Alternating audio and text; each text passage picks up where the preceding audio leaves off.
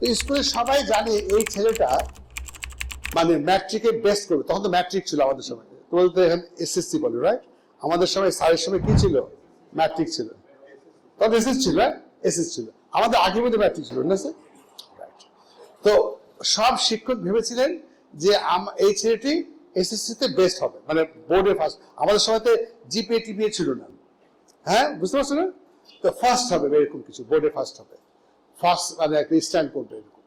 কিন্তু যেহেতু ছেলেটা 4, 5, 6, 7 এর পর্যন্ত ভালো করেছে এটা, কিন্তু 9-এ 8-এ 9-এ ওঠে একদম ধাপাস, মানে গড় স্কোর হচ্ছে 50, যেখানে সে প্রায় 80 করে রেজাল্ট গড়ে মার্কস ছিল।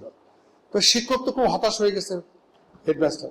যে ছেলেকে আমি আশা করেছি বোর্ডের মধ্যে কুমিল্লা বোর্ডে বা চিটাং বোর্ডে বেস্ট হবে, এ তো শেষ। মানে বলতো 9-10 ছেলেটা বখাটে হয়ে যায় না, তো বাচ্চা পাল্লায় পড়ে দেখবে 9-10 ছেলেটা কিন্তু একটু বখাটে হয়ে যায়, তখন একটু ম্যাচুরিটিতে আসা শুরু করে, আর ছেলেদের সাথে আবল তাবল ছেলেদের সাথে মেশে। তো এরকম ছেলেদের সাথে সিগারেট টিকেট খায়, এখানে এখানে যায়, আম গাছের নিচে জাম গাছের দিকে ঘুরে বেড়ায়। সেই শিক্ষক এত খেপেছে, তোমার কাছে আমি আশা করেছিলাম তুমি ভালো করবে এই বোর্ডে, তুমি কষ্ট সেকেন্ড ডিভিশনে তুমি পাও নাই, তোমাকে আমি ছাড়বো না। তোমার বাবাকে খবর দিচ্ছে, ওর বাবাকে তো বেশ ভালো হাই অফিসিয়াল, তার বাবাকে ফোন করছে, আপনি এখনই স্কুলে আসেন, আপনার ছেলে তো সর্বনাশ করছে, তার রেজাল্ট দেখেছেন। তখন ওই ছেলে হাত পা কাঁপাকাঁপি করতেছে, আব্বা আসতেছে, আমার শেষ, আমাকে না জানি কি করে। বাবা আসছে, প্রিন্সিপাল সাহেব বললেন আপনার ছেলের এই বাঁশ দেখেন। তো বাবা কিচ্ছু বললেন না, আচ্ছা আমি দেখতেছি। সে উনি লিখছেন, সে ছেলেটি লিখছে, ওনার লেখা থেকে বলছে, কিন্তু উনি আমার খুব ঘনিষ্ঠ মানুষ। তো উনি ওনার বাবা ওই ছেলের হাত ধরে ধরে বাসায় যাচ্ছে। বিশ্বাস করো, তিনি লিখছেন, বাবা আমার হাত ধরেছেন চেপে, আমি ভাবলাম হয়তো কি না কি বলেন, হয়তো বাইরেই দেয় নাকি না, কিন্তু পুরো রাস্তাটা তিনি আমাকে কিচ্ছু বললেন না, আমার হাতটা চেপে ধরে বাসার দিকে রওনা হয়েছে। আমি বুঝতে পারছি বাবা যেভাবে ধরেছে এটা রাগের হাত না, স্নেহের হাত। আমি আশ্চর্য হচ্ছি, বাবা কি বাসায় গিয়ে মারবে, ধমকাবে? ঠিক বাসায় ভিতর যখন ঢুকবো, বাবা হাতটা ছেড়ে দিলেন। আমি রুমে গেছি, আর মনে মনে ভাবছি বাবা বোধহয় পোশাক আশাক বদলে হয়তো কিছু বলবেন, হয়তো আমাকে শাসাবেন, শাসন করবেন। কিন্তু কিছুক্ষণ পর দেখি আমার ছোট বোন দিয়ে একটা চিঠি পাঠিয়েছে বাবা, একটা কাগজ। আমার বোন বলছে বাবা দিয়েছে। আমি আশ্চর্য হয়ে গেছি, বাবা কাগজ দিয়েছে। আমি খুলে দেখি সেই কাগজের মধ্যে লেখা, আগামী পরীক্ষায় তোমার সেরা রেজাল্টের জন্য তোমাকে আগাম অভিনন্দন জানাচ্ছি। ভাবতে পারো ট্যালেন্টিং কাকে বলে? সেই ছেলে বলছে, আমি শপথ নিয়েছি বাবা আমার উপরে যে ভরসা করেছে, আমি দেখাই দেব রেজাল্ট কাকে বলে। বিশ্বাস করো, তারপর সে লিখছে, আমি সিগারেট খাওয়া ছেড়ে দিলাম, আড্ডাবাজি ছেড়ে দিলাম, রাত দিন পড়াশোনা করলাম, আমি স্ট্যান্ড করেছিলাম। This is called parenting, right? সেই ছেলে বিসিএস ক্যাডার হয়েছে, এখন সে শুধু এনবিআর এর মেম্বার, সে কমিশনার ট্যাক্স। সে কি করলো? থাপ্পড় দিয়েছে, গালি দিয়েছে, বকা দিয়েছে, কি করেছে? তোমার সামনের রেজাল্টের জন্য তোমাকে আমি অভিনন্দন জানাচ্ছি। This is called love, this is called compassion, this is called parenting.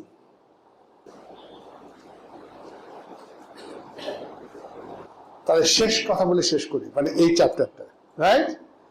আমি তখন 15 বছর আগে ঘটনা, আমি তখন প্রফেসর এমএস আমাদের চেম্বারে বসি, নেফ্রোলজিস্ট, বিখ্যাত মগবাজারে। একটা ছেলে এসছে, ইউনিভার্সিটি পাস করেছে, 4 বছর হলো। সে বলছে, স্যার আমি এই 3 বছরে অন্তত 6টা না 5টা চাকরি ছেড়েছি। বলছি কেন? এই 3 বছরের মধ্যে তুমি এতগুলো চাকরি ছাড়ছো কেন? বলে, স্যার আমি কোনো চাকরি করতে পারি না, চাকরিতে প্রথমে ঢুকি ভাল লাগে, কিন্তু তারপরে চেয়ারম্যানকে ভয় লাগে, এমডি কে ভয় লাগে, আমার বসকেও ভয় লাগে, এমন ভয় লাগে যে আমার শরীর থরথর করে কাঁপতে থাকে, বুক ধরপড় করে, আমি ঠিকমতো কাজ করতে পারি না, ওদের সাথে ঠিকমতো কথা বলতে পারি না, তোতলামি করি, সে ফলে চাকরি থাকে না, বা চাকরি ছেড়ে দিই বা আমাকে ছাড়াই দেয়। স্যার আমি কেন ভয় পাই? আমি আমার বসকে ভয় পাই, এমডি চেয়ারম্যান সবাইকে ভয় পাই। এই ভয়টা মন থেকে তাড়াতে পারছি না। খুব মনোযোগ দিয়ে শুনবে। আমি বললাম তোমার জীবনের একেবারে শুরু থেকে এখন পর্যন্ত তোমার জীবনের কাহিনীগুলো বলতো। তুমি ছোটবেলা থেকে এখন পর্যন্ত তোমার জীবনে যা যা ঘটেছে, মানে ভয়ঙ্কর কিছু ঘটেছে কিনা, হয়তো ভূত প্রেত পাখি কত কিছু হতে পারে, তুমি শুনলে তোমার চোখের পানি বেরোবে জানো। সে বলতেছে স্যার আমার বাবা মাদ্রাসাতে চাকরি করে। তা আমি সে ছোট্ট যখন ছিলাম না, ক্লাস 2, 3, 4, 5 পড়তাম, তখন স্যার আমি যখন বাসায় যেতাম বাবারা খুব মারতো। বাবা বলতো কি, তুই কি রিক্সা লাগাবি নাকি, দোকানদার হবি, পড়াশোনা করে শেখা, দুষ্ট করে পড়াশোনা করতে হবে, পড়াশোনা কেন করতে এই এই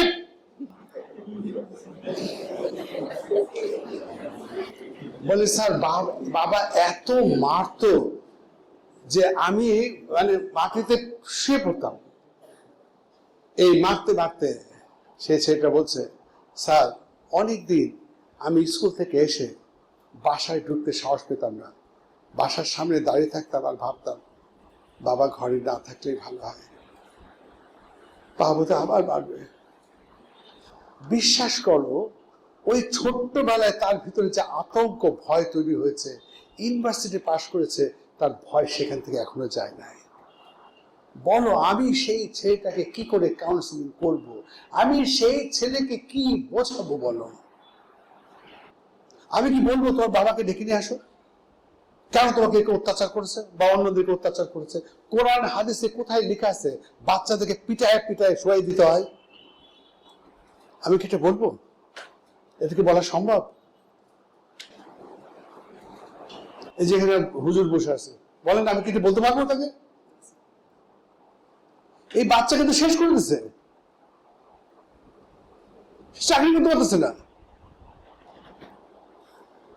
যেখানে বাচ্চাদেরকে অ্যাপ্রিসিয়েট করা উচিত।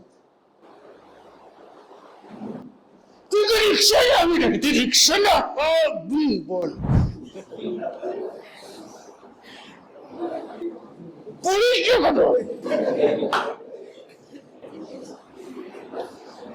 এই বাচ্চাটা হাসতেছে, ভাগ্য বলে ভয় পাইবে, পড়িস না কেন?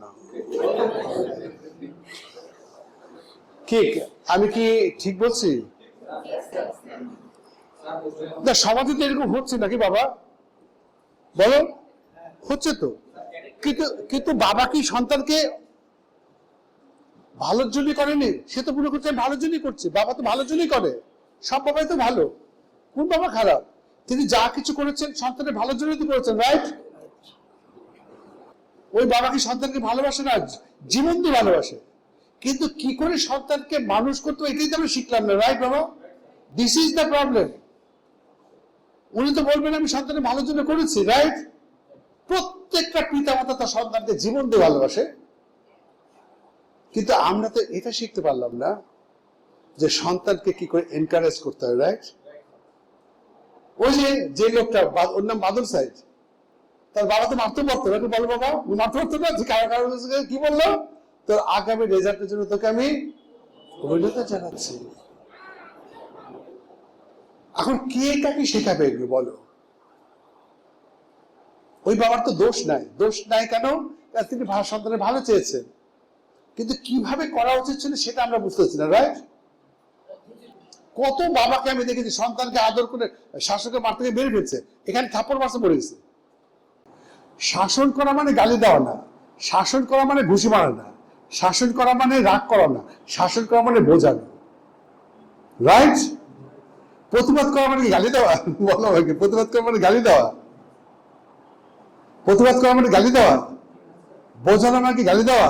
রাগ করা মানে কি মারধর করা? না, আমরা ওইটাই তো বুঝতে পারছি না, ওটাই তো শিক্ষা।